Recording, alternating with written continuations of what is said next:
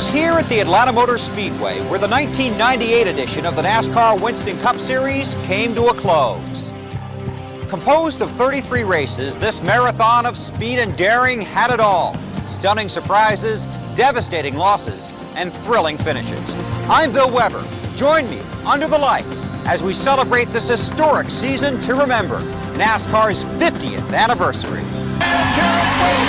Nothing's working. Remarkable. We won it. Jeff Burton winning. I just don't know when it's all going to stop. We've been proud of this one tonight. It's an unbelievable race.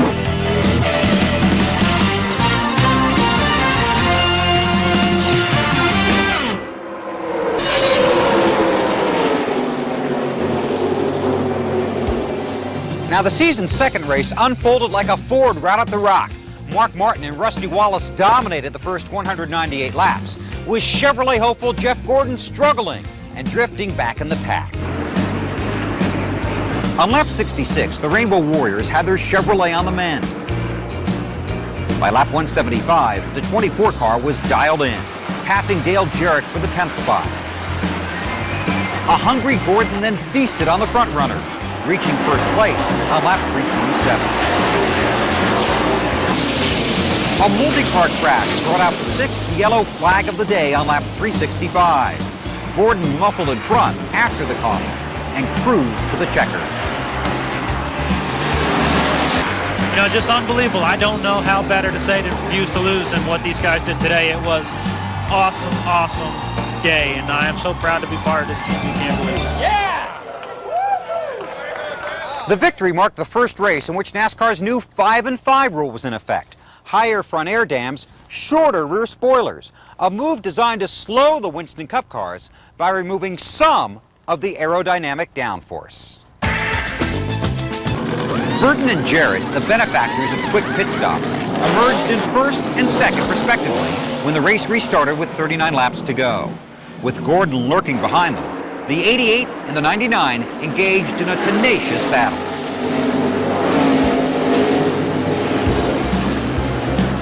With 19 laps remaining, Burton's Ford faltered as Jarrett took advantage. A great car battle for the lead.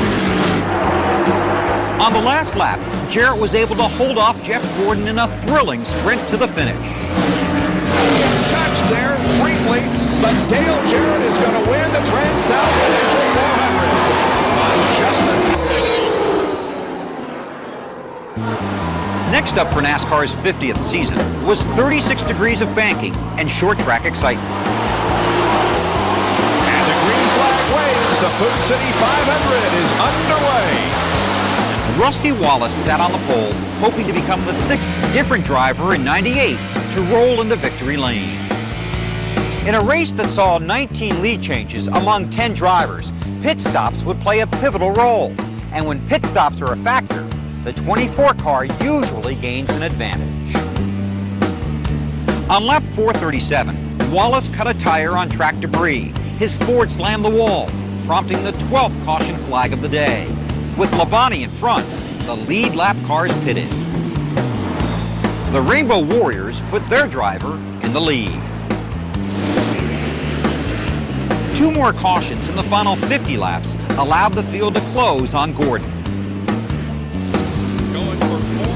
The talented driver with a knack for short tracks held off his Hendrick Motorsports teammate in the closing lap. And winning his first. I love this place, and this place has been real good to me. And today, when you get a car that can run up front, you know, it makes it a whole lot easier. And we qualified up front, so we got the pit up front, and all we need was one good pit stop there at the end, and we got it.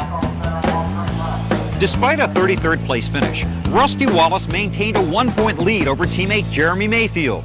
Gordon jumped to 3rd, knocking Dale Earnhardt out of the top 5. In mid-May, drivers and fans gathered under the lights at the Charlotte Motor Speedway for NASCAR's annual All-Star event. It's a night of big crowds and big money. It's for the show, man. You know, anything for the show. That's what we're all here for, is the show. In a metallic chameleon, Jeff Gordon absolutely dominated the 3-segment race. Storming to the white flag en route to his 2nd straight win at the Winston, Gordon's trusty steed stumbled, With fuel pressure plummeting and engine sputtering, Gordon succumbed to a shocked but elated Mark Martin. Struck. Mark Martin wins his first career Winston. Unbelievable. Remarkable. Big surprise. The best wins are the ones you don't expect, and obviously coming off of turn 4, I was racing for second, not for first. We're getting back a bunch of them that slipped away from us a few years ago, and it's all coming back. Came out first. Guys did a great job in the pits. Everybody did a great job. We just ran out of gas.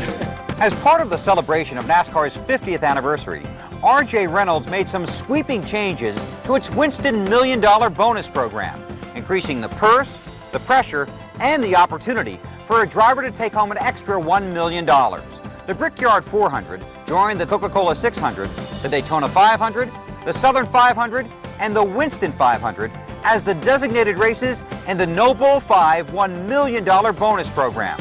All a driver had to do was finish in the top 5 of a designated race to be eligible for $1 million at the next designated race. All he had to do to collect was win, and that's no bull. It was payday at the Coca-Cola 600. 400 laps for $2.6 million. For 5 of the 43 drivers on the starting grid, an extra cool million dangled in front of them. After 377 laps, just 23 separated Rusty Wallace from $1 million payday. On the 8th and final caution period, the number 2 car took on right side tires only, as did Labonte, Jarrett, and Martin.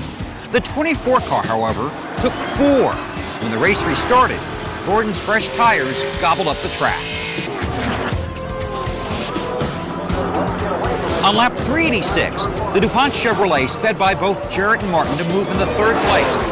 And 2 laps later, Gordon took the high route around Labonte to grab 2nd. With one final confrontation, Gordon would become the spoiler. On lap 391, Wallace tried and failed to keep Gordon from creeping by on the inside. It proved to be an expensive mistake. In his startling 2nd straight and 3rd career victory in the 600-mile event, Gordon jumped to the top spot in the NASCAR Winston Cup point standings. Taking 4 was the way to go. Ray made a great call, and I know it makes him really proud to have things all come together. I knew we weren't going to run out of gas, so, this is the way to put all those things to rest, and what a great day, great night, great victory for everybody. NASCAR's celebration invaded the 2-mile Michigan Speedway for the Miller Lite 400. Starting in 4th position, Jeff Gordon blazed out of the gate in typical fashion to dominate the first half of the race. With the 24 car holding an impressive lead over Martin on lap 119, debris on the track brought out the first yellow flag of the day.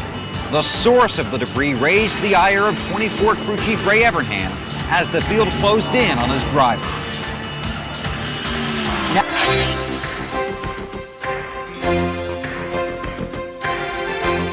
In his young yet stellar career, Jeff Gordon had never won at the twisting Sears Point Raceway. Today, the California native sat on the pole in front of a home state crowd. Though Gordon dominated the early goings of the 112-lap race, a sluggish pit stop dropped the DuPont Refinishes Chevrolet back in the field. On lap 63, Jeff Burton ran headfirst into trouble at the start-finish line. The restart found Gordon in 17th position.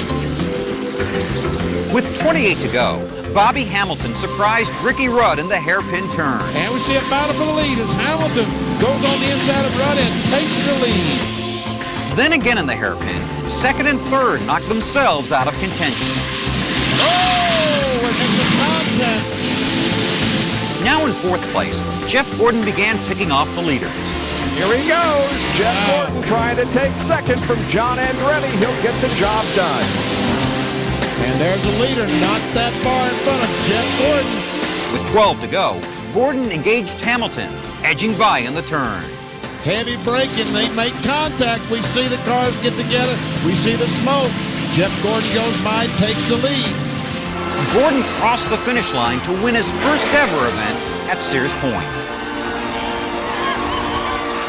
Oh man, I got to catch my breath. This is a big win for us. When we won to Watkins Glen, they got my confidence up to be able to win on the road course, and this is a brand new car. We came and tested it.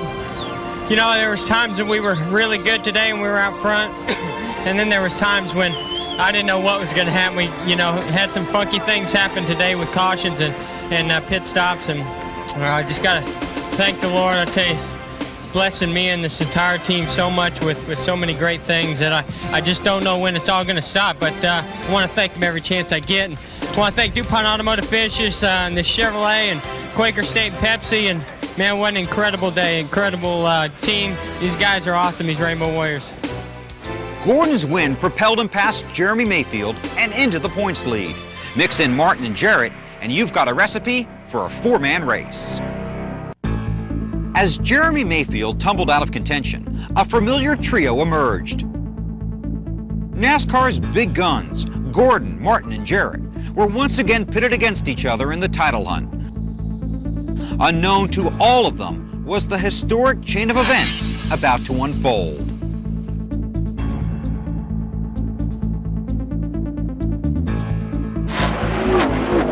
Running flawlessly down the straightaways, but struggling in traffic, the 24-car entered pit road during the third caution period. With a warrior-like effort from his crew, Gordon took the lead. Holding off Mark Martin, Gordon grabbed his 5th win of the season.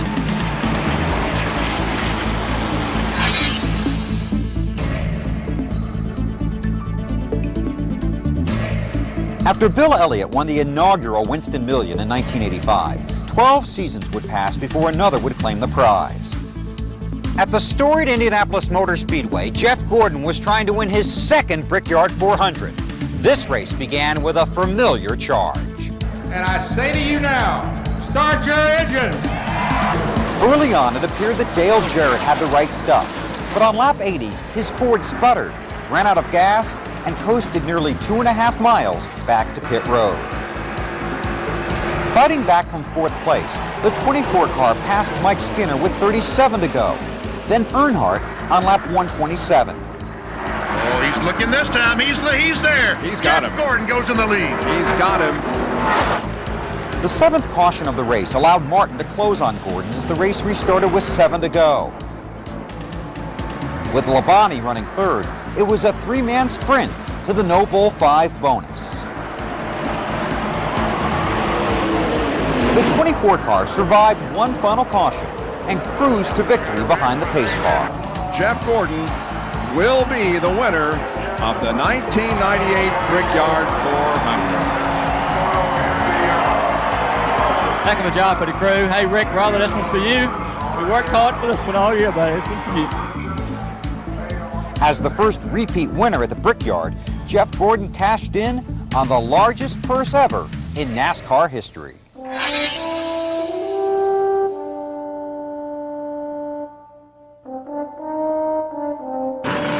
43 drivers lined up to compete in the last road course race of the season at Watkins Glen. For the first 57 laps, it was slippery Jeff Gordon who maintained a hold on the lead. The 24 team would finally slip up on lap 58 as a green flag pit stop left Gordon in 15th place, directly behind Martin and Wallace. Methodically, the trio dispensed with their adversaries until reaching 2nd place Kyle Petty.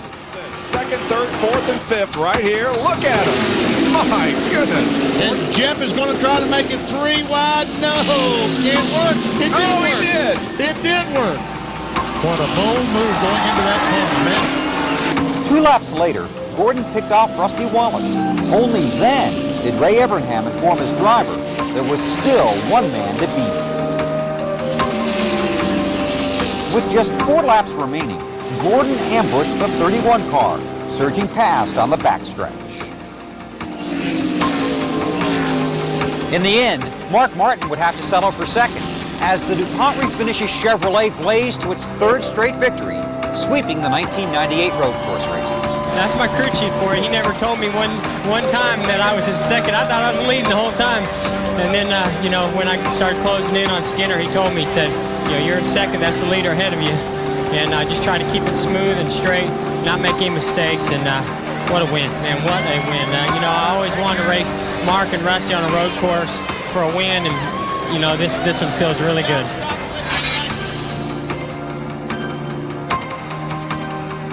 The weekend prior to the Pepsi 400, Mark Martin had tragically lost his father, stepmother, and half-sister in a private plane crash. In a valiant gesture, he would drive in their memory. But for Jeff Gordon, this was a date with destiny. Gunning for a record-tying 4th straight win, the Rainbow Warriors started in 2nd position. Mark Martin and Ernie Irvin dominated the 2-mile Michigan Speedway for most of the day. Not until the final caution on lap 179 did Gordon's familiar form emerge. The Rainbow Warriors made a swift 2-tire change, giving their driver new life. Here comes Jeff Gordon out, no doubt, with 2 tires. Jeff's going to come out on 4th. By lap 191, the 6 and the 24 were entrenched in a nose-to-tail battle. Man, it's an unbelievable race. Look at this. Gordon slipped by at the start-finish line to make history. That special company that Jeff Gordon enters, these are the drivers who have won 4 straight in NASCAR Winston Cup history. I'm in shock. I cannot believe this.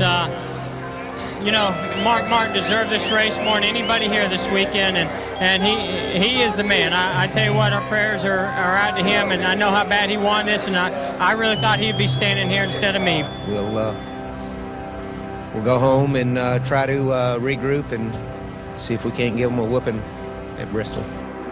Just like a broken record, the Jeff Gordon victory album played on.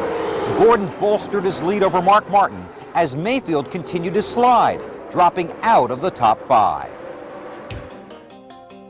Never before in the modern era of NASCAR had any driver accomplished it.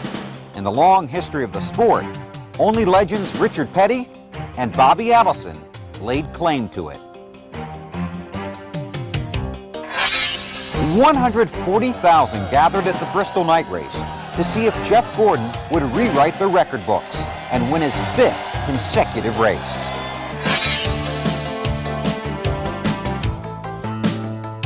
Mark Martin's short track victory opened the door ever so slightly for the driver of the Valvoline Ford to make a late season charge at the championship. Mark desperately needed a win in New Hampshire. Gordon, who started on the Bud pole, was shuffled to 17th after getting caught on the outside groove. On lap 232, contact between Martin and Rich Bickle sent the 98 car into the wall, forcing a caution. Like a replay of Michigan, the leaders pitted with the 24 team taking on just 2 tires. Once again, Gordon emerged with the lead and would hold on to take the checkers.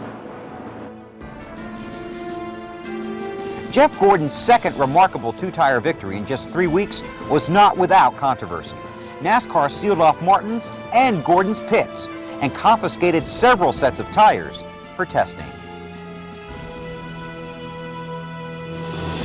It just makes me mad. You know, we're doing good and everybody thinks we're cheating. People are crying about tires and all stuff. They can do whatever, but, you know, I wish this team had stopped getting picked on. You know, people really need to start paying attention to what's going on. The 24 car is running around there, you know, as a 4th through 10th place car on 4 tires and puts 2 tires on at the end and picks up 7 or 8 tenths. And that's really incredible. I don't know anybody else who can do that. Well, DuPont's definitely got something you can put in your car to make it go faster, and it's called Jeff Gordon.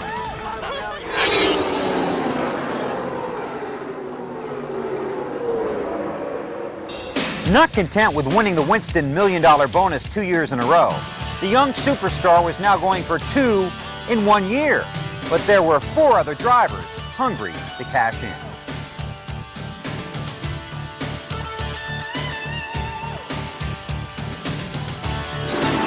Reminiscent of the '97 Pepsi Southern 500, it was Jeff Burton who took control early. From lap 150 through 273, the 99 car dominated the field.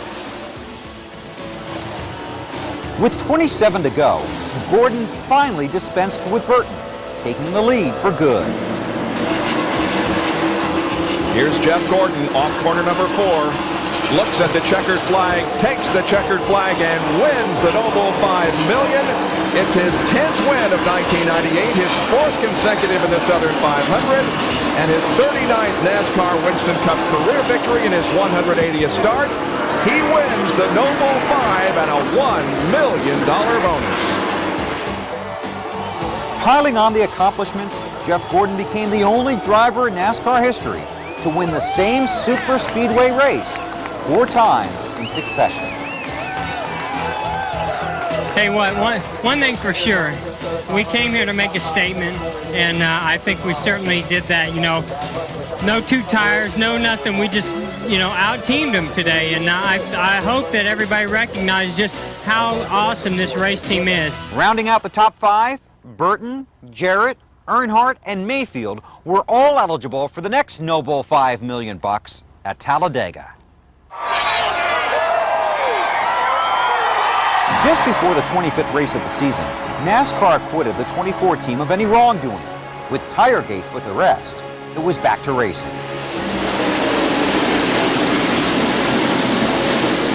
Once again, Burton and Gordon would take center stage, exchanging the lead 9 times over 153 laps.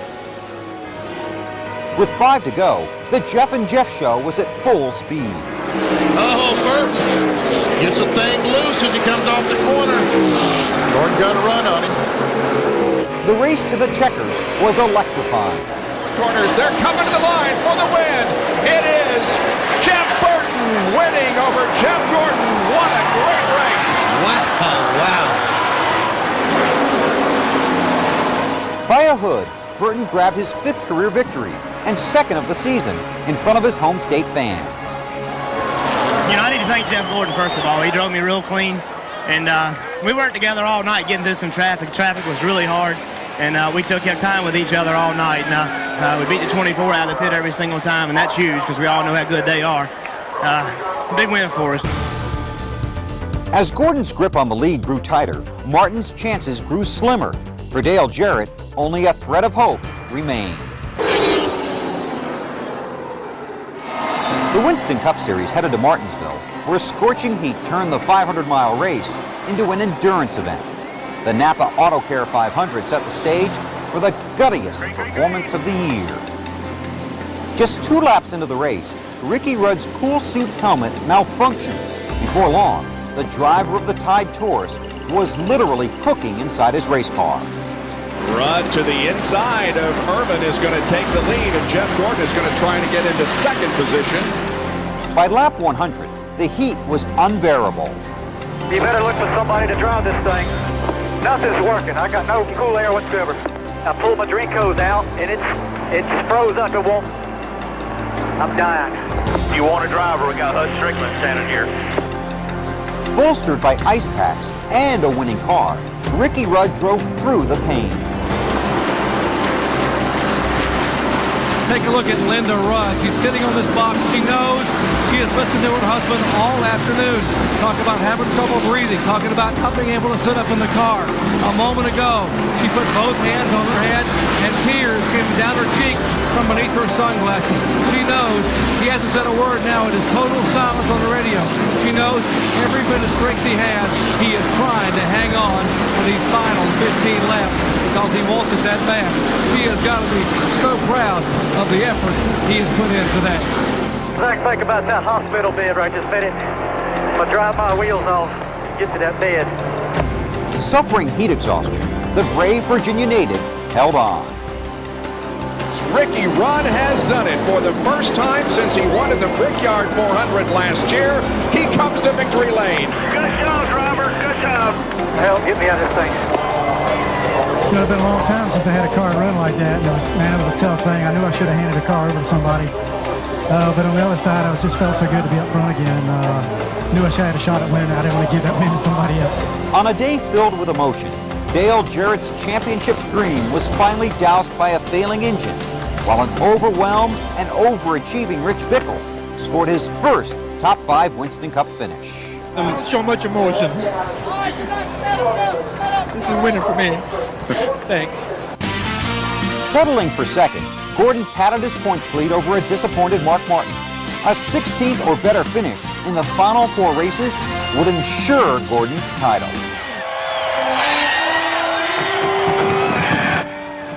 After a 3-month delay, it was the 4th of July in Florida, as the Daytona International Speedway lit up the night for the first time.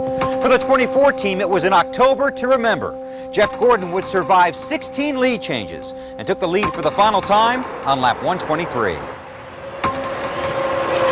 A rainstorm red flagged the race with 5 to go. The 24 car selfishly protected its position and held off a charging Bobby Labonte on the final lap. Jeff Gordon clinched a career-high 11-win season. Gordon's first Winston Cup victory in the 10th month of the year extended his points lead to 358 over Mark Martin. It is October as far as I'm concerned. And, you know, we really don't see any reason why we shouldn't be winning races in October and November. Yeah, it has come down to a championship battle late in the season, and maybe we've, tried to protect that a little bit too much in the past. But the way it's gone this year, I mean, Mark Martin's winning races. We got to win races, and we're just happy to be able to take advantage of the restrictor plates, restrictor plate races back to back, and had a good race car, good engines, and guys did a great job just turning all those things around. Now we can go to Phoenix, work real hard trying to win another one. Martin finished second and gained 29 Winston Cup points. But with just 2 races remaining, Jeff Gordon had moved even closer to his 3rd Winston Cup. At the Rock, all Jeff Gordon had to do was finish 40th or better to defend his title. Now, in the past, the 24 team had faltered down the stretch. This year would be different, as Jeff Gordon and the Rainbow Warriors made a statement at Rockingham. Not in the day's dominant car, the 24 was best when it counted. Passing Rusty Wallace with 9 to go, Gordon held off Dale Jarrett to take the checkers. The way to win a championship right there, boys. Woo! Buddy, you're the best. You're the best. Great job. The 12th win of the year proved the sweetest as Jeff Gordon clinched his 3rd Winston Cup championship.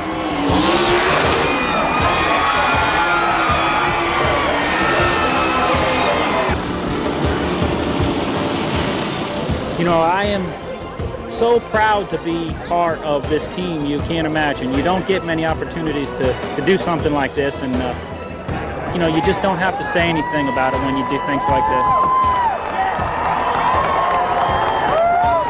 It really just is like summing up our whole season into one day, and then to top it off with the championship. Incredible day, incredible season. Hendrick Motorsports became the first team in NASCAR history to win 4 consecutive NASCAR Winston Cup championships.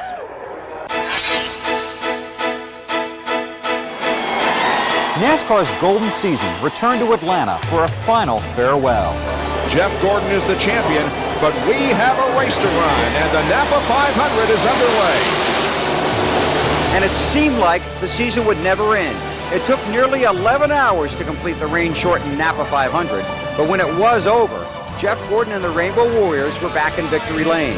His 13th win of the season, tying the modern-era record set by Richard Petty back in 1975. And another mark is established and put in the record books by the young man who has won his 3rd NASCAR Winston Cup championship in 1998. Jeff Gordon wins the Napa 500. It's his 13th victory of the year. So many good things have happened to us. We've been really, really fortunate. I mean, we have Run Awful here, John Awful, and now we come here and win. I tell you what, Ray Evernham and these Rainbow Warriors, not just incredible tonight, but all year long. I mean, man, what an incredible year. I cannot, I know I've said this a million times, but I cannot believe this. They really put a lot of effort into this race car.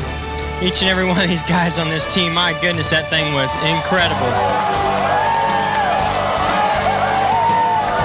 With Gordon's unbelievable 13th victory, 1998 will forever be remembered as the year of the 24 team. Their stunning young drivers shattered the record books in a performance that can only be described as spectacular.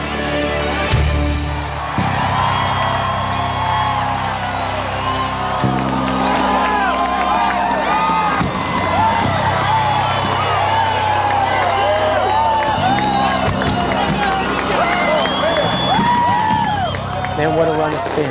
And I know that it's going to be tough to have a season every year like this, so we've got to savor the moment, enjoy it while we can, and work hard as we have this year, and I think good things will continue to happen.